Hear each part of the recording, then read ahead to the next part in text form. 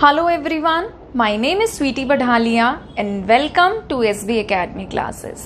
तो आज के इस वीडियो लेक्चर में हम लोग ये पढ़ेंगे कि जब ग्रुप 15 के एलिमेंट्स हैलोजेंस के साथ जुड़ते हैं तो वो हैलाइड्स बनाते हैं, ठीक है। और कितने तरीके के हैलाइड्स ये बनाते हैं? ये बनाते हैं दो तरीके के halides, try halides and penta halides. जब तीन हैलोजेंस जुड़ते हैं एलिमेंट के साथ तो वो बनाते हैं ट्राई हैलाइड्स, और जब 5 हैलोजन के साथ एलिमेंट्स जुड़ते हैं तो वो बनाते हैं पेंटा हैलाइड्स, ठीक है। अगर हम बात करें ग्रुप 15 के एलिमेंट्स की तो क्या था? नाना, पाटेकर, असरानी, सब, बीमार, ठीक है। तो होता क्या है, जैसे हम नाइट्रोजन की बात करें तो कॉन्फ़िगरेशन क्या होती है? हीलियम 2s2 2p3, ठीक है। तो आप देख रहे हैं कि जो वैलेंस इलेक्ट्रॉन है वो कितने हैं? 5 हैं। तो सेम सिनेरियो सब में चलता है,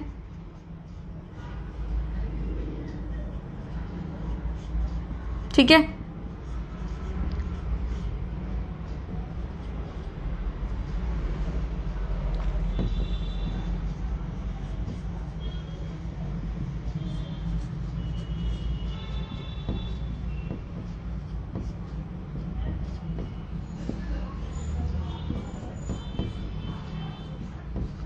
ऑब्वियसली देखिए यहाँ पे जब मैंने 4s लिखा है तो इधर 3d भी है, 3d10 है, इधर 4d10 है, इधर 4f14 5d10 है, ठीक है। ध्यान रखना, एक्चुअली मुझे अभी फिलहाल इनकी जरूरत थी तो मैंने इसलिए यहाँ पर लिखा, बट इसका मतलब ये नहीं है कि मैंने नहीं लिखा तो आप भी ना लिखें, आप इसको लिख लेना। तो आप क्या चीज़ नोटिस कर रहे हैं? अगर हम इनके जनरल कॉन्फ़िगरेशन की बात करें जो कि NS2 NP3 होता है, ठीक है। तो अगर हम बात करें ट्राई हैलाइड्स की तो ट्राई हैलाइड्स के केस में क्या है कि s ऑर्बिटल तो फुल्ली फिल्ड है और p ऑर्बिटल जो है वो क्या है? हाफ फिल्ड है। तो ये सिनेरियो सब में है, ठीक है, चाहे हम किसी भी मेंबर की बात करें। तो ट्राई हैलाइड्स की जब बात आती है तो ग्रुप 15 के सारे मेंबर, चाहे नाइट्रोजन हो, फास्फोरस हो, आर्सेनिक हो, एंटीमनी हो, बिस्मथ हो, सारे के सारे ट्राई हैलाइड्स बनाते हैं। ट्राई हैलाइड्स तो सारे के सारे एलिमेंट्स इस ग्रुप के बनाते हैं, ठीक है। बात आती है पेंटा हैलाइड पर।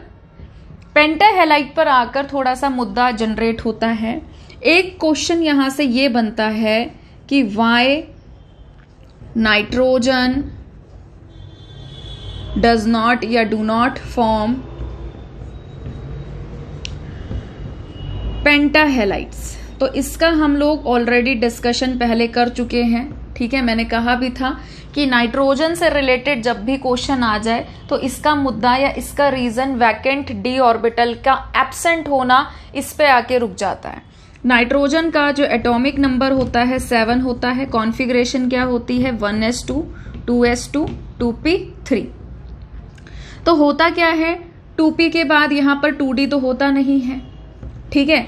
अब अगर इसको 5 बॉन्ड बनाने हैं, 5 बॉन्ड बनाने के लिए यहाँ पे कोई d ऑर्बिटल होना चाहिए था जिसमें ये क्या करता? इलेक्ट्रॉन को जंप कराता, और इलेक्ट्रॉन को जंप करा के यहाँ पे 5 बॉन्ड बनाता। पर दिक्कत क्या है कि 2d तो एग्जिस्ट ही नहीं करता। अगर 2d एग्जिस्ट ही नहीं करता तो ये जंप वाला प्रोसेस इसमें नहीं हो सकता।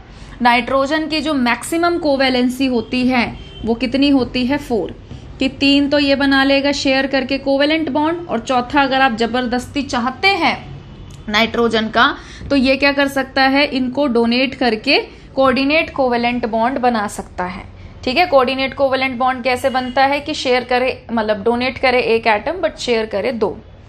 तो इसकी तो कोवेलेंसी 4 पे आके रुक जाती है। नाइट्रोजन 4 से ज्यादा तो बॉन्ड ही नहीं बना सकता। अब आपसे पूछ रहे हैं कि पेंटा हैलाइड्स छोड़ो, तुम पेंटा पे ही रुक जाओ कि नाइट्रोजन 5 बॉन्ड क्यों नहीं बना सकता? क्योंकि उसके पास d ऑर्बिटल नहीं होता और वो इलेक्ट्रॉन को जंप नहीं करा सकता। तो पहला क्वेश्चन तो यहां से ये बन जाता है। दूसरा आता है बिस्मथ पे कि भाई बिस्मथ की अगर हम बात करें तो बिस्मथ क्यों नहीं बनाता है, या बिस्मथ की इतनी लेस टेंडेंसी क्यों होती है? तो ये भी मैं आपको ऑलरेडी पढ़ा चुकी हूँ।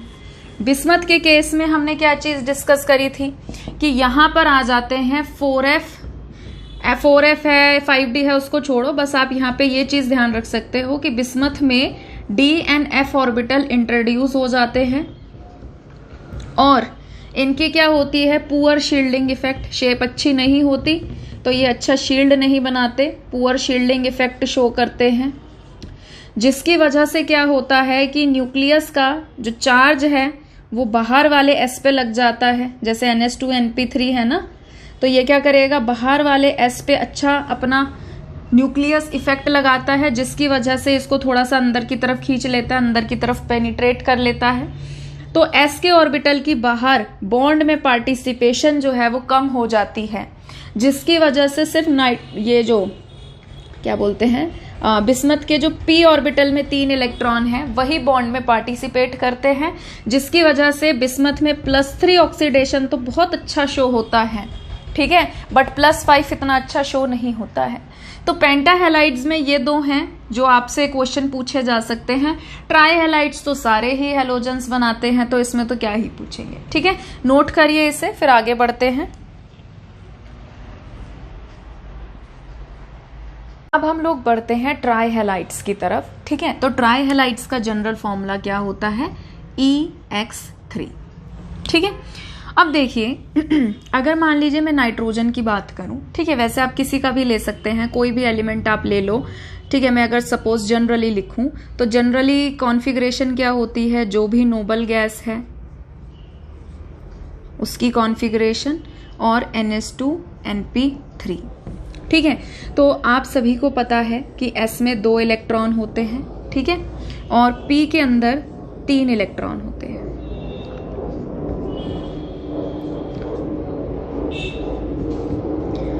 जब भी बॉन्ड बनाने होते हैं तो यहाँ पे प्रोसेस होता है हाइब्रिडाइजेशन।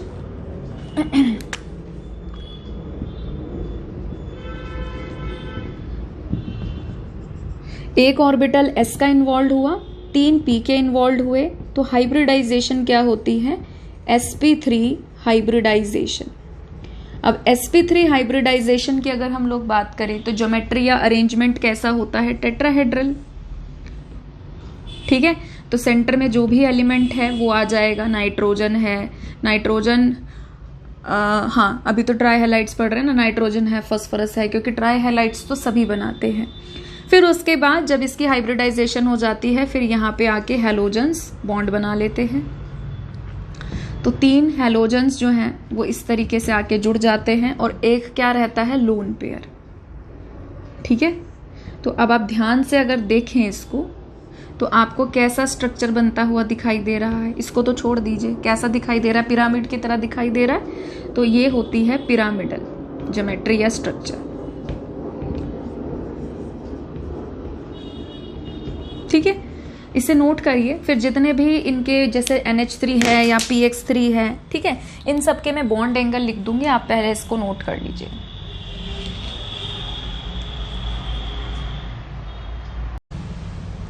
ठीक है, तो अब मैंने यहाँ पे कुछ एग्जाम्पल्स लिखे हैं, इनके बॉन्ड एंगल हैं।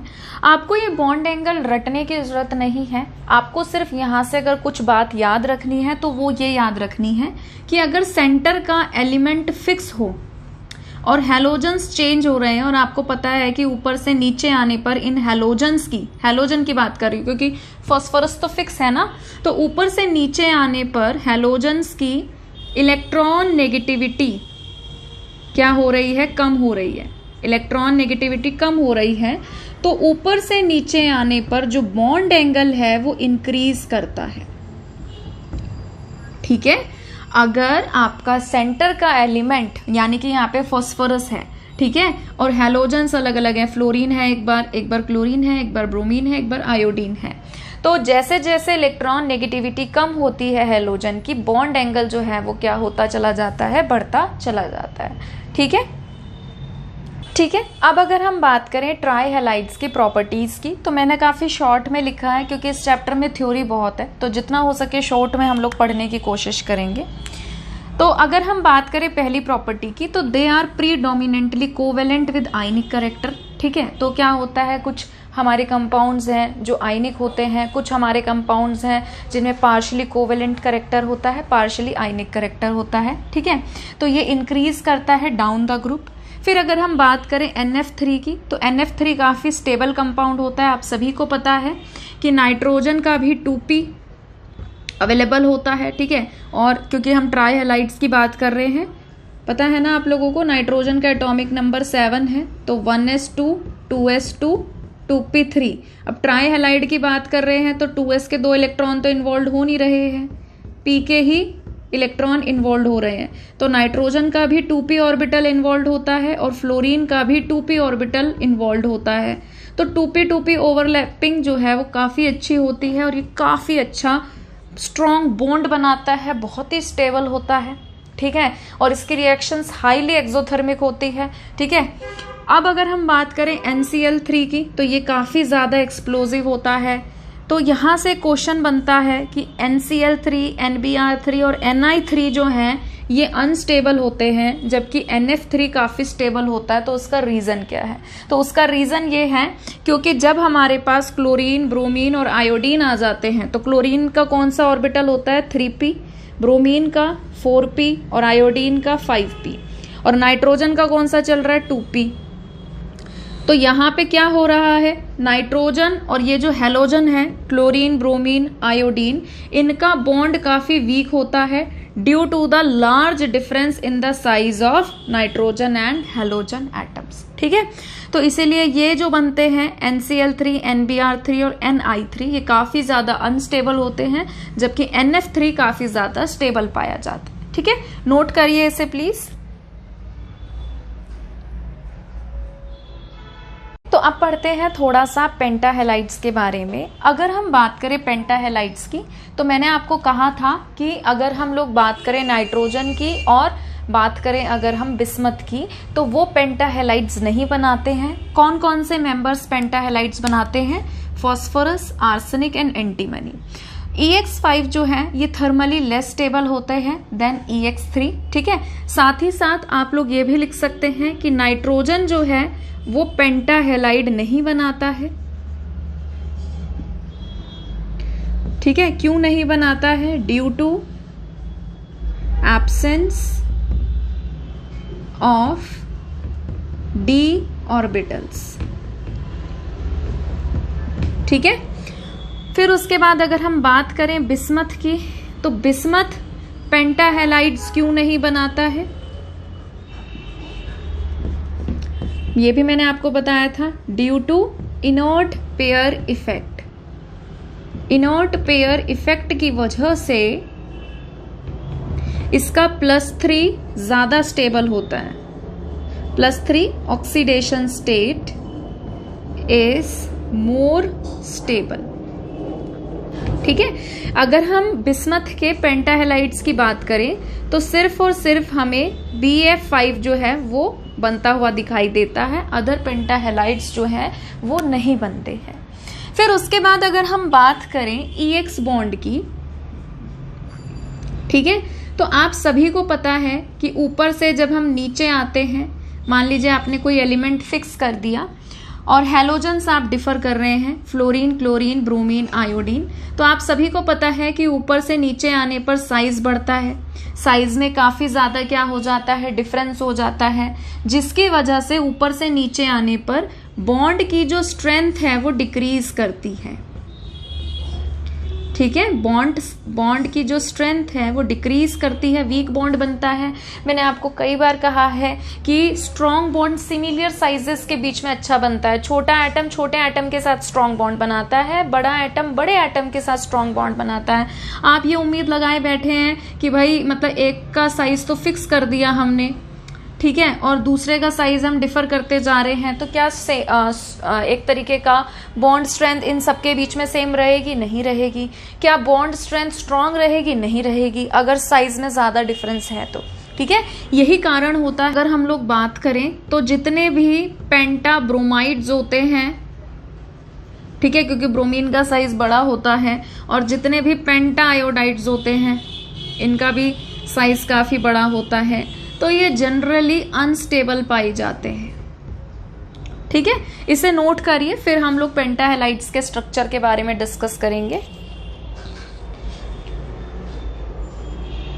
ठीक है। तो अगर हम बात करें पेंटाहेलाइड्स के स्ट्रक्चर के बारे में, तो हम EX5 का स्ट्रक्चर डिस्कस करने की कोशिश करेंगे। आप सभी को पता है कि एलिमेंट्स यहाँ पे कौन कौन से रहेंगे, नाइट्रोजन और बिस्मथ को छोड़कर जो बचेंगे वो सारे यहाँ पर पेंटाहेलाइड्स बना सकते हैं। तो कौन कौन से बना सकते हैं, फॉस्फोरस, आर्सेनिक एंड एंटीमनी। ठीक है, तो इनका जनरल फॉर्मूला क्या होता है इलेक्ट्रॉनिक कॉन्फ़िगरेशन का, NH2NP3। ठीक है, तो S के अंदर 2 इलेक्ट्रॉन है, P के अंदर 3 इलेक्ट्रॉन हैं, और आप सभी को पता है फॉस्फोरस, आर्सेनिक और एंटीमनी में वैकेंट d ऑर्बिटल भी होता है, तो यहां पर d ऑर्बिटल भी है।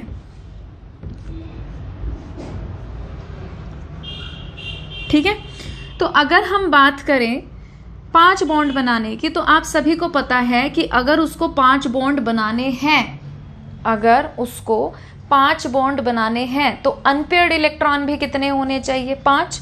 तो एक इलेक्ट्रॉन S से कहाँ जंप करता है, P में।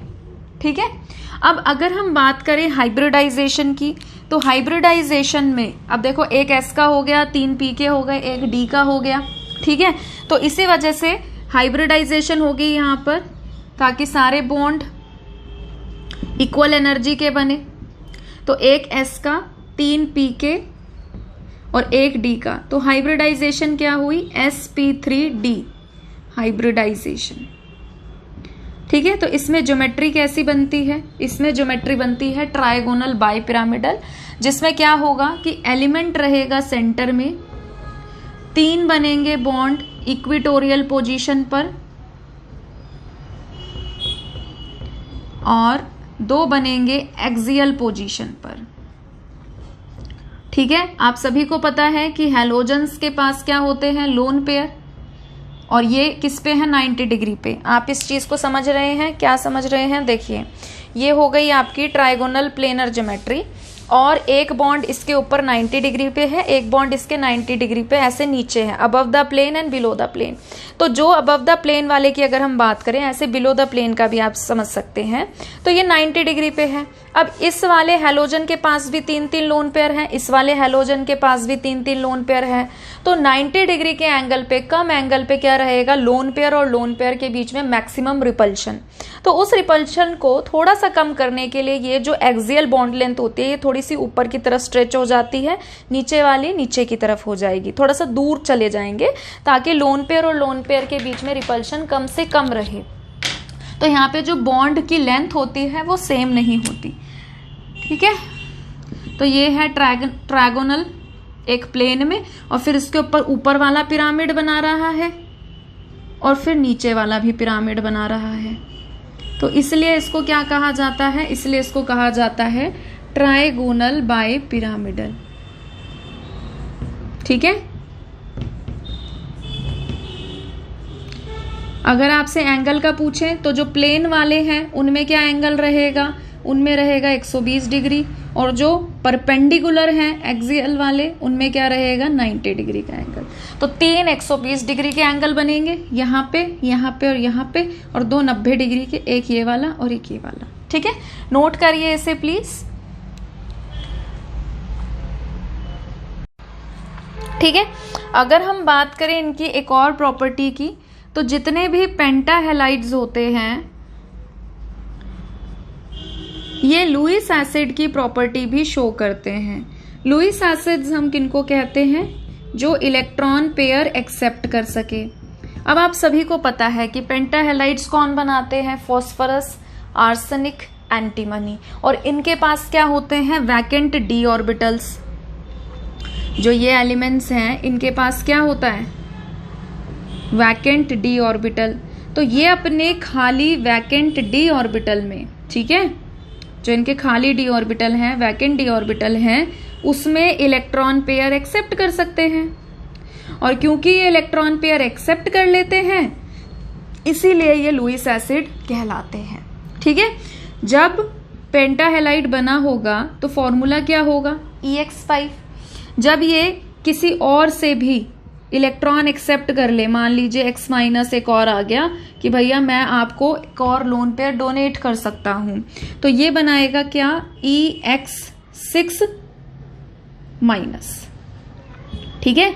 और इनकी जो हाइब्रिडाइजेशन हमने पढ़ी है sp3d, जो यहाँ पे हमने पढ़ी है, वो चेंज हो जाती है किस में, sp3d2 में। ठीक है, नोट करिए इसे प्लीज। ठीक है, तो अगर हम बात करें हैलाइड्स की, चाहे वो ट्राई हैलाइड्स हो, पेंटा हैलाइड्स हो, तो ग्रुप 15 के हैलाइड्स पोर्शन हम लोगों ने खत्म कर लिया है। अब एक्चुअली में क्या है कि पी ब्लॉक एक थ्योरेटिकल चैप्टर है, इसमें आप जितना चाहें उतना पढ़ सकते हैं, उसकी कोई सीमा नहीं है। अगर आप अपनी रेफरेंस बुक देखेंगे तो वहाँ पे आपको केमिकल रिएक्शंस भी मिलेंगी और भी कई बातें मिलेंगी।